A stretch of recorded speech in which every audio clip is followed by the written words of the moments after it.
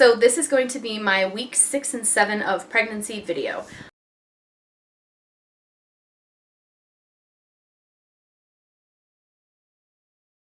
A lot has happened this last couple of weeks, and I was going to initially do like weeks 4, 5, 6, and 7 all together in one piece, and it was just like, no. Like, I have so much to say, so I cut off weeks 4 and 5 on their own, and now here's week 6.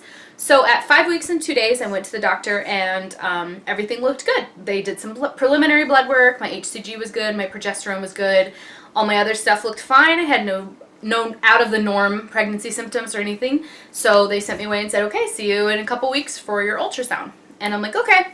Well, then on about 6 weeks to the day, exactly 6 weeks, I started getting some cramping.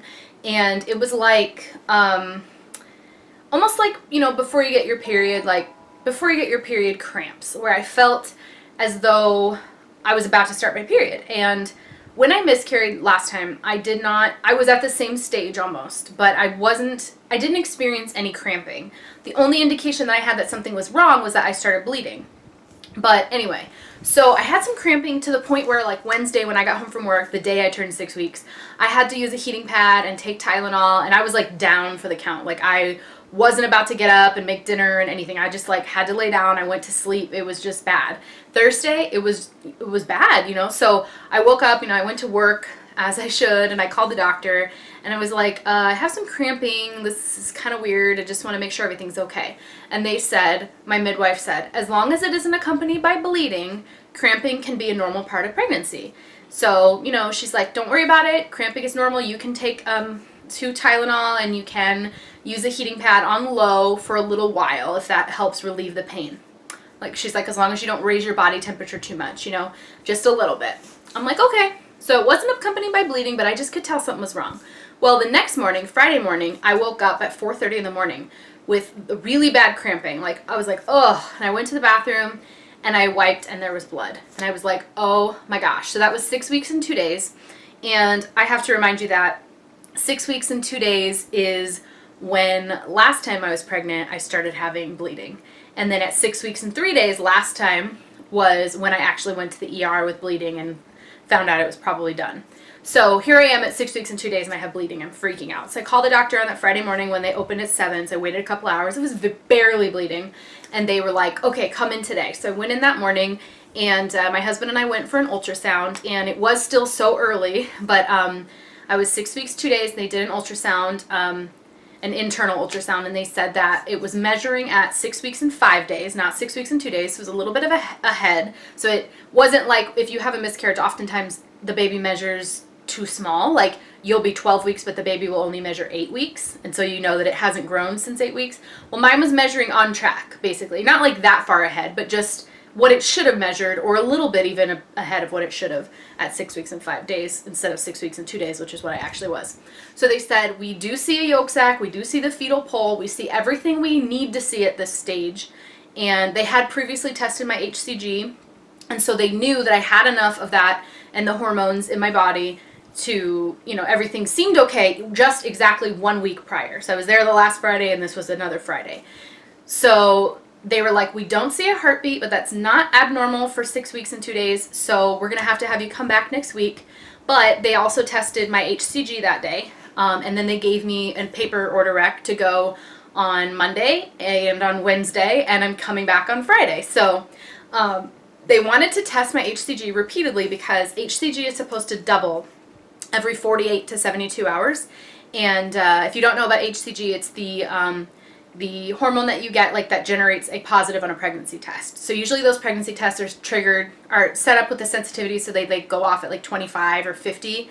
I don't remember the units, but whatever it is. And so, you know, if you pee on a stick and it says positive, that means you have at least 25. Well, the Friday prior, when I was 5 weeks and 2 days, before I had any issues, mine was 1,327. And then this Friday when I measured, it was 21,000 something. And so it had doubled, and said every 48 to 72 hours is normal. Mine had doubled in every 41 hours. So it was doubling at a very good rate. The doctors seemed to, you know, probably not be that concerned, but they wanted to keep doing it because what's more important than how high the number is and the number itself is the rate at which it doubles, apparently, which is what the midwife told me. So from Friday to Monday, it did not double. And I was like, So, of course you have the weekend thrown in there. And so Saturday, I get the results on my phone, using my patient portal so I can get the results. And they haven't called me yet. They don't call me Monday, and they didn't call me until Tuesday, like afternoon. And so Saturday morning when I saw the results and I saw, okay, well, from Friday to Friday, it doubled at the appropriate rate, so I'm probably okay. The cramping had stopped, the bleeding had stopped. I figured I was fine. And then Monday, I did another draw at the lab in the afternoon, and then by Tuesday morning, I had those results.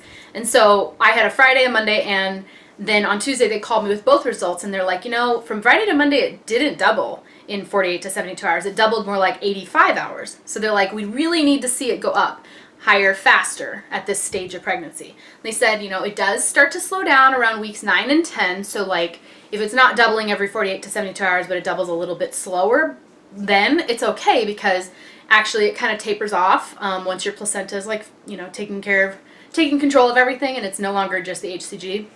And so anyway, I had to get it retested again on Wednesday, and then I had those results late Wednesday night on the patient portal. And again, it didn't double as quickly as they wanted. It actually doubled in 100 hours. So 41, then 85, and now 100 hours instead of the 48 to 72 like they wanted. So when I talked to my midwife on Thursday, she said, the good thing is it's going up. The trend is that it's going up. If you're miscarrying, oftentimes it'll drop by like 20 or 30 or 40% every few days. And so they retested me. My symptoms had stopped. The cramping and the spotting had stopped. They only lasted, that Wednesday, Thursday, and Friday.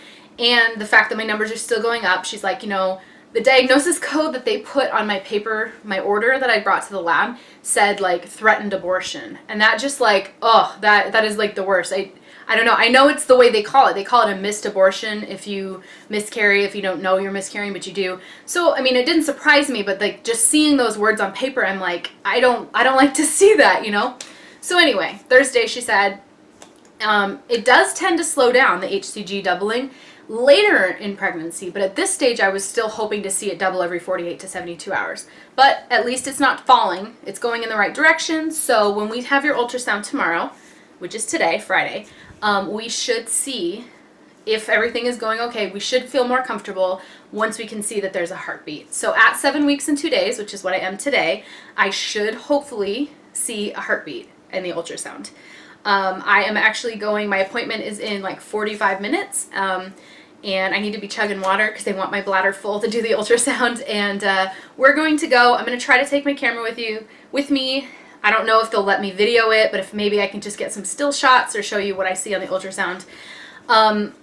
I am very nervous. I have had like nightmares and dreams about it, and I have been thinking about it like probably more than is healthy, and like having major anxiety and not being sleeping well, and I just need to see that. And so what they told me though was, given how high my HCG is, what I've heard is it isn't necessarily how many weeks along you are that says whether or not you'll see a heartbeat on the ultrasound, that you'll hear a heartbeat. What it can be is like how high your HCG is. So like the range of what is an acceptable HCG is like crazy. Like for where I am right now, it can be like 7,000 something to like 200,000 is like normal. So mine is like 55,000, and then it's been a couple days since I've tested it. So it might be like 80,000 by now. And so what she told me was, just because I'm 7 weeks, 2 days, like when you Google it, it says like you should hear a heartbeat, but if you don't, it could be fine. Just come back in a week or check in 2 weeks, and then it should be there. And so I am hoping it's there, because after all these like symptoms and feeling crazy this last week or so and the anxiety, I'm just really hoping that we see a heartbeat. And if I do, I will rest a little easier, and I may even share the news with you guys sooner. The thing is that my next appointment after today wouldn't be until I was like 11 weeks or 12 weeks. And so it's a long time to go without seeing the baby, without hearing the baby's heartbeat, without any confirmation that it's alive and kicking. So it's like, I would want to announce it before I'm 13 weeks so that I can share with you most of these symptoms and the videos and stuff. But I am also hesitant because the next time I actually get to see the baby on an ultrasound will be 6 weeks from today. 6 weeks, when they do the nuchal translucency test and measure the fluid in the baby's neck to see if it has Down syndrome and stuff. So it could be a long time before I can reveal to you guys. And I wanted to do like a Halloween themed reveal, but I realized that that Halloween week, I'll only be 11 and a half weeks. And so if I haven't seen it again, like, do I want to make sure I've seen it alive before I announce it? Yeah, kind of. It makes me happy that I didn't tell more people the last time I was pregnant, because I learned that the more people you tell, the more people you have to untell when you lose the baby. So anyway, my pregnancy app this week tells me that I am 7 weeks, 2 days, and that the baby is now having little like nubs where there will be hands and feet, and like they're growing like legs. May not necessarily be 10 fingers and 10 toes yet. I've also heard that it has eyes and a lower lip and holes for nostrils. That's pretty exciting. It's the size of a blueberry, maybe moving towards a raspberry by the end of the week. About 1/4 of an inch, and it's only a couple of ounces weight-wise. That's crazy to me. I have not necessarily gained any weight on the scale. I'm about what I've been, but my eating this week has completely changed. So my first morning sickness this time was a couple of days shy of 6 weeks. I got like what I thought was morning sickness because I'm like new at this, and I just felt like kind of gross, and I was like, that's kind of weird. Things just didn't seem to taste as good, and I had some aversions, like things that I thought I liked, I don't want anymore. So anyway, then I had those like Monday and Tuesday, then I had the cramping Wednesday, Thursday, the bleeding Friday, and I was like, oh my gosh, the morning sickness kind of like took a backseat, like it wasn't as important to me. But my stomach did feel a little weird. Well, now we're in 6 weeks, Monday again. For some reason, everything likes to happen to me on Mondays. I don't know. Monday, I got incredible morning sickness. Like, dry heaving in the kitchen, where my husband's like, are you okay? The smells of everything. The leftovers that were in our fridge and Tupperware, they weren't expired. They were still fine. I ate them 2 days prior, and they were fine.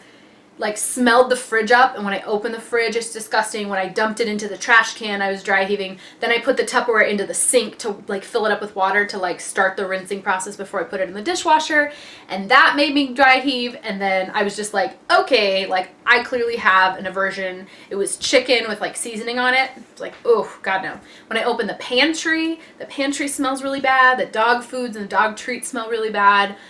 Even my husband has smelled bad to me, and I mean, he doesn't smell, so I know it's me. Coffee, oh my gosh. So right around 6.5 weeks, I noticed that it was getting harder and harder for me to finish my coffee every day. And if you didn't know, I do drink decaf, and I have my flavored creamers, and I tend to really enjoy my coffee. And I couldn't do it. I couldn't finish my cup. I was like, oh, and I would give it to my husband every day, and he would finish it. And then on Monday, again, I was at work, and I brought my coffee with me, and I couldn't drink a single sip on the way there. And so I had it on my desk, and it's like an hour after the coffee's made, so it's like not even that fresh anymore. But like, seriously guys, I could not. So I had one of my girlfriends at work who knows I'm pregnant. I had her like dump it out for me and rinse out the cup in the sink in the break room, because I was like, I can't. Like, I absolutely cannot do it. If I do it, I'll throw up in the sink. And she's like, okay. So she's had several kids, so she understands. So she took care of that for me. And I haven't made coffee since. My husband's coffee in the morning, smelling it, emptying the filter. I've tried to make his coffee for him, and I can't do it. And then like Monday, Tuesday, Wednesday, this week, I could not eat normal. Like, normally I eat fruits and vegetables with every meal. You guys know I've been on my Weight Watchers kick for like 2 years. I'm down like 65 pounds from where I was, 2 years ago. Like, I eat fruits and vegetables. I love raw veggies. I love ranch with them. I love fresh fruit. I probably eat too many pieces of fruit a day, like 3 or 4 a day. I love them. I love my fruit smoothies and stuff. I couldn't eat like anything produce. I ate cream of wheat, plain baked potatoes, just with like butter. I ate biscuits, like rolls, bread. I couldn't eat any fruits or vegetables, nothing healthy, no meat. Ugh, absolutely not. Well, then I graduated to like burritos, like a plain bean burrito, beans on a tortilla. I was like, okay, at least it's got some protein and some fiber.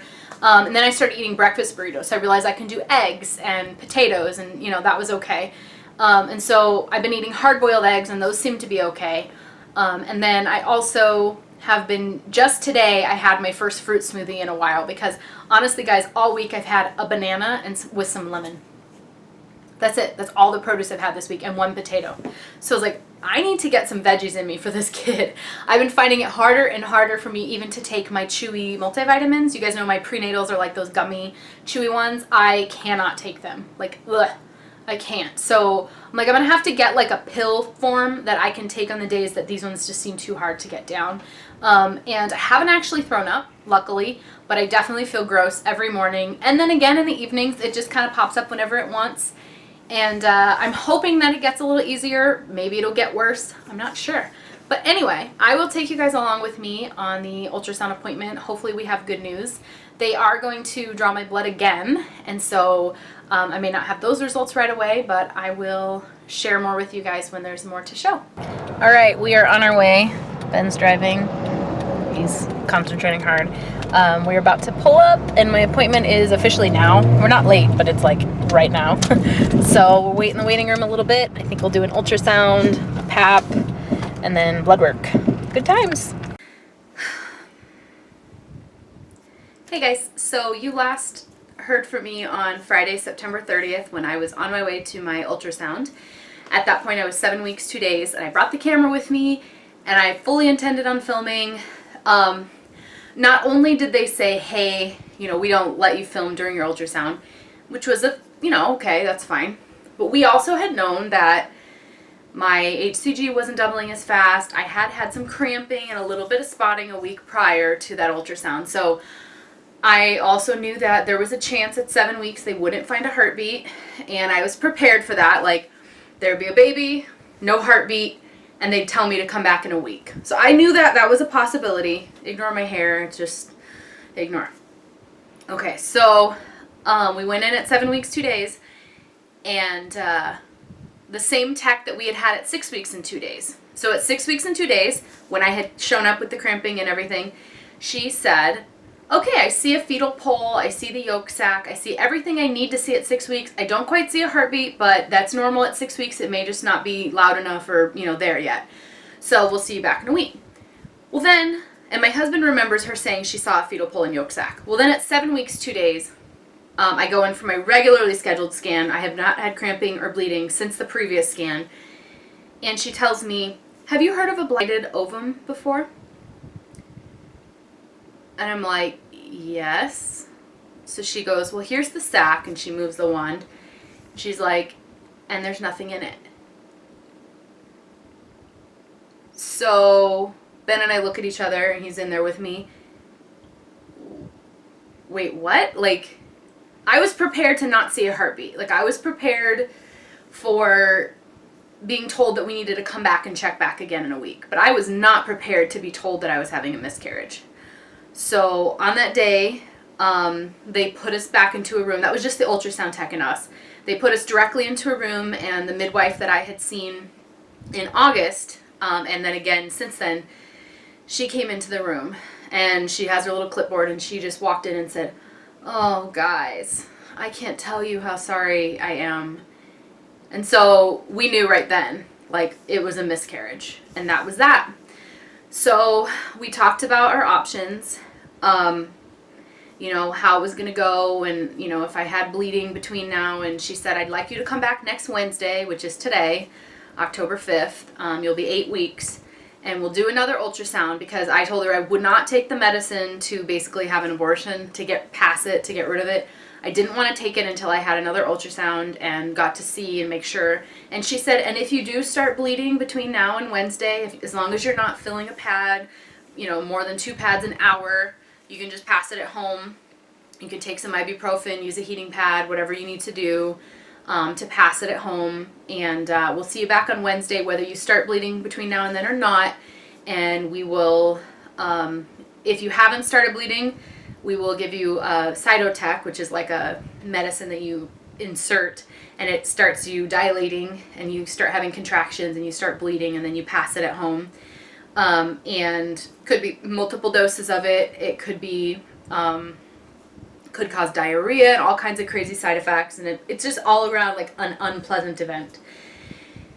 She said, and if you have started bleeding at home, we'll just make sure in that ultrasound in 5 days that everything looks like it's gone, like it's empty, like your uterus is back to normal. Okay, so we left there, I'm bawling, just absolutely like the most horrible thing. So on August 8th was when I went to the ER at 6 weeks and 2 days with my first pregnancy. and was bleeding and pretty sure it wasn't viable. August 8th. And on September 30th, I was told when I was 7 weeks and 2 days that, again, I have had a miscarriage. Or I am having a miscarriage. And it was the hardest thing I've ever gone through. It was, I mean, we haven't even been married a year, and to have suffered 2 miscarriages, you know, back to back and so close together. It was, I mean, not only that, but I had had my blood taken on Friday, Monday, Tuesday, Wednesday, and then like to go back on Friday, you know, and have had cramping and bleeding and to have to deal with all this. And then they tell you, if you don't start passing it on your own, which means you're going to have to like push this thing out into the toilet, I'm just like horrified. Take this medicine and it's going to make you have contractions like you're giving birth and you're going to have to deal with this. I mean, I was just like terrified. So between Friday and Wednesday, I requested the week off of work, and I found out that I was eligible for 40 hours of bereavement for loss of an unborn child. So basically it doesn't count against me on my time off. I just take the week off and they pay me for 40 hours. I'm like, okay, great. So I took that. I was off Monday and Tuesday. Just really sad. Didn't do too much. I just tried to, you know, spend time with friends and family, and, you know, I didn't do my makeup or anything. Wednesday, I knew that I was going to the doctor today, and at 2:30, and so I prepared myself because I knew that they were going to give me the medicine that was going to start. So I needed to be home. I needed to be prepared to like have a lot of pads on hand and, you know, be ready to just have a baby at my house, kind of a thing. And we expected the sac to be 8 or 9 weeks along. So it's not some small little thing. It's but apparently empty. Well, we went in for our 8-week scan today, and we had a different ultrasound tech. So the first scan at 5 weeks, 2 days, or the scan at 6 weeks, 2 days, and the scan at 7 weeks, 2 days, we had the same girl. And then this time it was a different girl. And we had gone 2 Fridays in a row, and then this time we went on a Wednesday. So I don't know, I guess the same girl wasn't working or something. And so she introduced herself and said, you know, hi, you know, what are you here for? And we said, well, you know, we were told that it was a blighted ovum, and before we, you know, induced, or whatever you want to call it, I just want to make sure that everything is what they said it was. And she's like, okay, well, let's take a look. And so I just unbuttoned my skirt a little bit and lifted my shirt. So she just did the belly, and she starts moving around on my belly, and she's like, okay. She starts like zooming in on something, and she goes, so there's your bladder, there's the sac, and then she's like, and there's the baby. And then she zooms in even more and puts a line there, and she goes, and there's the heartbeat. And it was like ba-bump, ba-bump, ba-bump, ba-bump, like 155 beats per minute. And Ben and I looked at each other like, what? So Saturday, Sunday, Monday, and Tuesday, plus part of Friday and part of Wednesday. So we'll say 5 full days, kind of like 6 partial days. We have been mourning this loss. So here I am today, 8 weeks exactly. It's Wednesday, and we're having a baby, and there's a heartbeat, and everything looks fine.